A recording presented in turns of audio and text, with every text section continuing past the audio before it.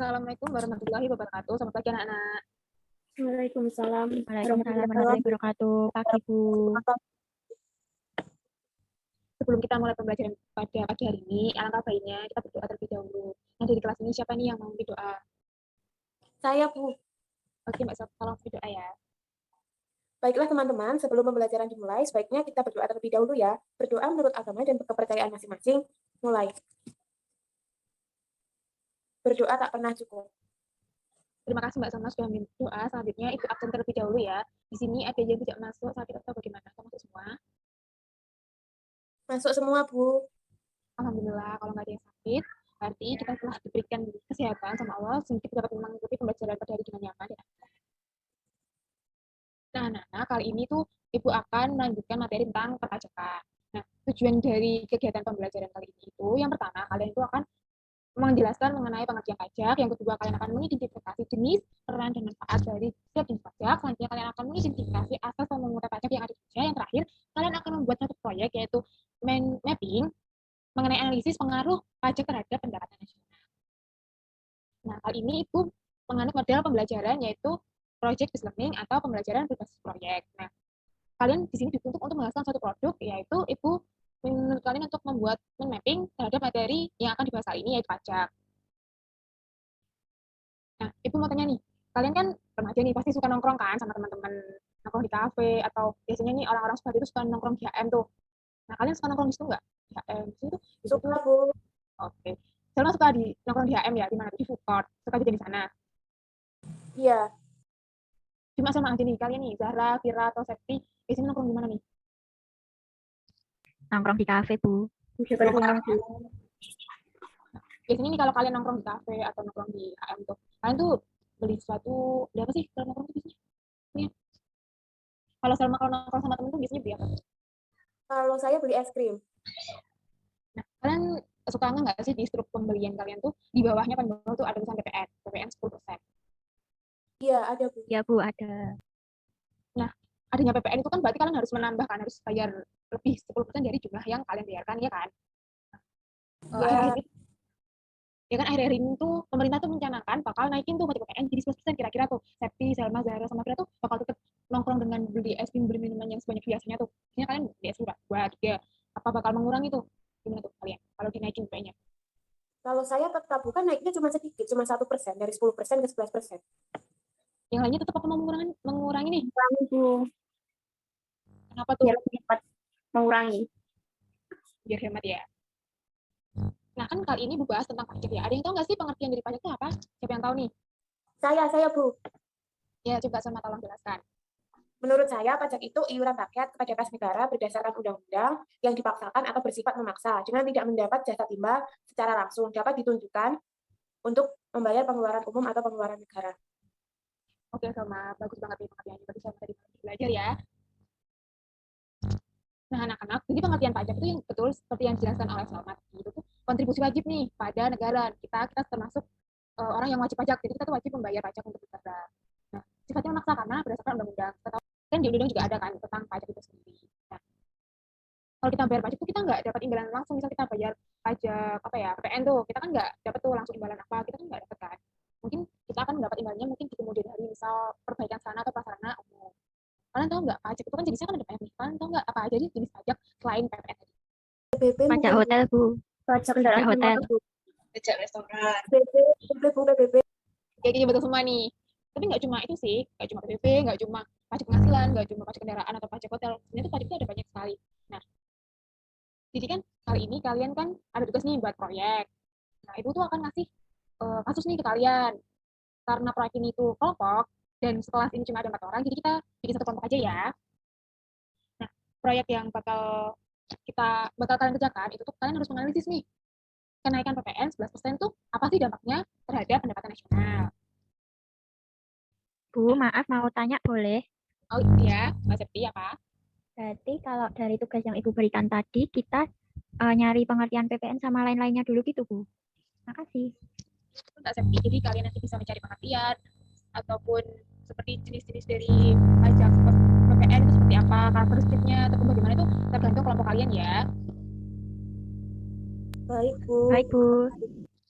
Nah ya. Jadi itu dalam mapping kalian itu tuh isinya itu bakal kayak pengertian seperti karakteristik atau PPN kayak PPN barang bekas motor atau PPN yang cuma-cuma.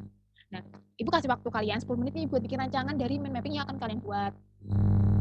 Yang nantinya akan kalian bikin mind mapping dengan berbagai aplikasi ya, kreatif kalian dan semenarik mungkin ya.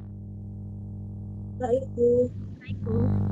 Oke anak-anak, waktu untuk mengerjakan rancangan mind mapping dimulai dari sekarang ya. Selamat mengerjakan. Baik, Bu. Terima kasih. Jadi ini gimana teman-teman? Kalau menurutku tuh lebih efisiensi 2 anak mencari materi, terus 1 anak sebagai editing dan 1 anak lainnya itu sebagai pencari sumber atau jurnal gitu. Kalau menurut kalian gimana? Gitu ya nggak apa-apa.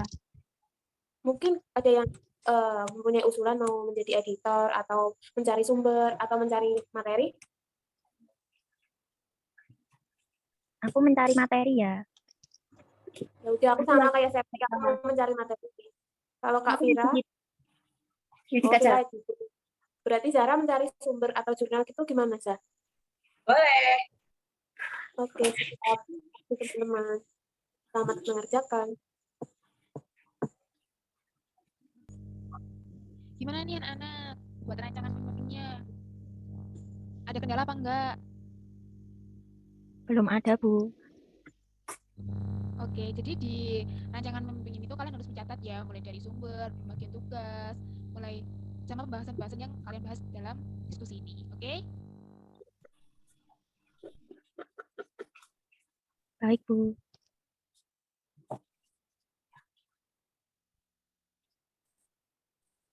Kan anak, karena waktu pengerjaan rancangan mind mappingnya udah habis, Ibu minta perwakilan kelompok untuk melaporkan progres rancangan proyek dari kelompok kalian. Siapa nih yang mau melaporkan hasilnya?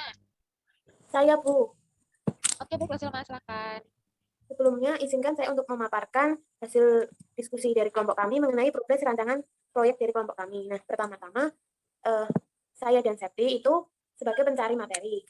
Saya kebagian mencari objek PPN, tarif PPN, barang dan jasa yang dipungut oleh PPN, barang dan jasa yang bebas PPN, dan PPN kegiatan membangun sendiri. Sedangkan Septi mendapat bagian mencari materi mengenai PPN barang bekas, PPN kendaraan bermotor, PPN pembelian cuma-cuma, dan studi kasus. Nah, untuk itu, media yang kami gunakan adalah Canva. Aplikasinya dapat di-download di Google Play Store. Nah, yang menjadi editor itu Vira, sedangkan yang mencari sumber itu Zahra. Sumbernya itu mungkin itu saja Bu yang dapat saya sampaikan sebagai perwakilan dari kelompok kami. Ya, alhamdulillah kelompok kalian sudah melaporkan progres dari rancangan proyek yang akan kalian lakukan.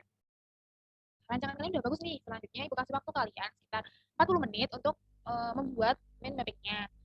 Waktu pengerjaannya dimulai dari sekarang ya, selamat mengerjakan. Nanti bila ada kesulitan dalam pengerjaan boleh kok tanya ke Ibu. Itu juga disambi untuk mengoreksi tugas kalian yang lain. Selamat mengerjakan. Baik, Bu. Terima kasih.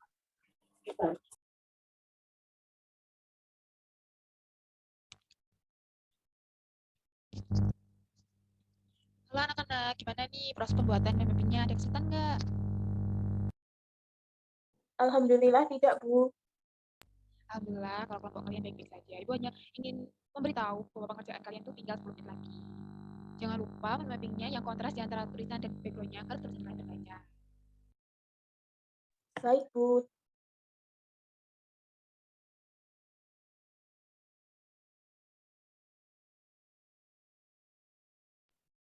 Anak-anak, waktu pengerjaan mind mapping kalian sudah habis nih. Apa mind mapping kalian sudah selesai atau belum? Belum, Bu, masih proses ini. Oke, baik. Dilanjutkan terlebih dahulu, beri tambahan waktu ya 10 menit untuk melanjutkannya. Baik, Bu. Oke anak-anak, tambahan waktunya udah habis nih. Gimana nih, mind mapping kalian? Udah selesai apa belum?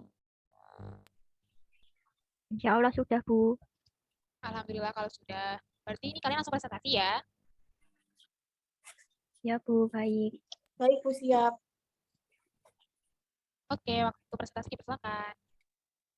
Assalamualaikum warahmatullahi wabarakatuh. Waalaikumsalam. Waalaikumsalam warahmatullahi wabarakatuh. Waalaikumsalam warahmatullahi wabarakatuh.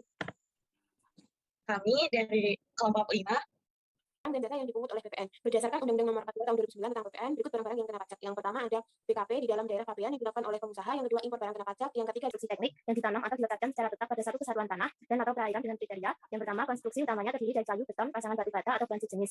Yang kedua, diperuntukkan bagi tempat tinggal atau tempat kegiatan usaha. Yang ketiga, luas keseluruhan paling sedikit 200 meter kubik. Atas kegiatan membangun 65/PMK-03/2002 tentang pajak pertambahan nilai atas penyerahan kendaraan bermotor bekas. Kemudian PPN pembelian cuma-cuma merupakan pajak pertambahan nilai dari PKP yang diberikan tanpa imbalan atau istilahnya cara cuma-cuma yang berdasarkan UU Nomor 42 Tahun 2009. Adanya kenaikan PPN dari 10% menjadi 11% akan berdampak pada meningkatnya harga barang dan jasa. Hal ini karena pihak yang dikenakan PPN adalah konsumen di tingkat akhir atau pembeli. Namun tidak semua harga barang dan jasa, sebab ada juga jenis barang dan jasa yang tidak dikenakan PPN. Sekian dari kelompok kami, kurang lebihnya mohon maaf. Wassalamualaikum warahmatullahi wabarakatuh. Waalaikumsalam warahmatullahi wabarakatuh. Alhamdulillah, main mapping yang kalian bikin, yang kalian buat sudah sangat informatif, edukatif, dan cukup menarik. Nah, selanjutnya Ibu akan mengevaluasi mengenai hasil mapping kalian. Nah, dari kalian sendiri, ada kesulitan nggak sih selama mengerjakan mapping ini? Ada kendala-kendala nggak yang kalian alami selama mengerjakan mapping? Ada nggak? Tidak ada, Bu. Alhamdulillah, kalau kelompok kalian itu aman, dan semua anggota kelompoknya itu bekerja sama. Nah, kegiatan kita kan udah hampir selesai nih. Adakah yang bisa menyimpulkan mengenai pajak PPN itu sendiri dan analisis mengenai kenaikan pajak PPN menjadi 11% terhadap pendapatan nasional? Ada yang bisa menyimpulkan nggak nih? Saya mau menyimpulkan, Bu. Apakah boleh? Baik, Mbak Septi, silakan disimpulkan. Jadi, berdasarkan materi pada hari ini, kemudian sama tugas yang diberikan Ibu mengenai pajak pertambahan nilai, dapat diambil kesimpulan bahwa PPN itu merupakan pungutan yang dibebankan atas transaksi jual beli barang dan jasa yang dilakukan oleh wajib pajak pribadi ataupun badan yang telah menjadi PKP. Kemudian, dampaknya kenaikan PPN dari 10% menjadi 11% itu akan meningkatkan harga barang dan jasa karena pihak yang dikenakan PPN adalah konsumen. Oke, Mbak Septi, untuk kesimpulannya sudah benar. Nah, dari kenaikan PPN 11% itu bakal meningkatkan pendapatan nasional kemana? Kan kita tahu ya, pajak itu diciptakan utama untuk meningkatkan pendapatan nasional. Bisa baik, karena ketika PPN dinaikkan menjadi 11%, jika kita menggunakan rumus Y sama dengan J plus I plus G atau konsumsi, ditambah indikasi, tambah pengeluaran pemerintah, peningkatan PPN 11% itu akan meningkatkan jumlah penghasilan. Oke, anak-anak, untuk mengetahui bagaimana pemahaman kalian tentang pajak PPN ini, khususnya untuk PPN ini, Ibu akan memberikan kalian post test setelah pembelajaran ini. Nanti soalnya akan Ibu kirim di Google Classroom setelah belajar ini, anak-anak. Nah, untuk pengumpulan proyek ini, berupa mapping ini, bisa kalian kumpulkan di link yang ada di Google Classroom yang sudah Ibu siapkan. Baik, Bu. Alhamdulillah, pertemuan kita untuk hari ini sudah selesai. Untuk pertemuan berikutnya, jangan lupa kalian belajar ya. Dan tetap semangat, jaga kesehatan. Oke? Baik, Bu. Siap. Ibu akhiri anak-anak. Wabillahi taufiq hidayah. Wassalamualaikum warahmatullahi wabarakatuh. Waalaikumsalam. Waalaikumsalam warahmatullahi wabarakatuh. Terima kasih, Bu. Terima kasih, Bu. Ya.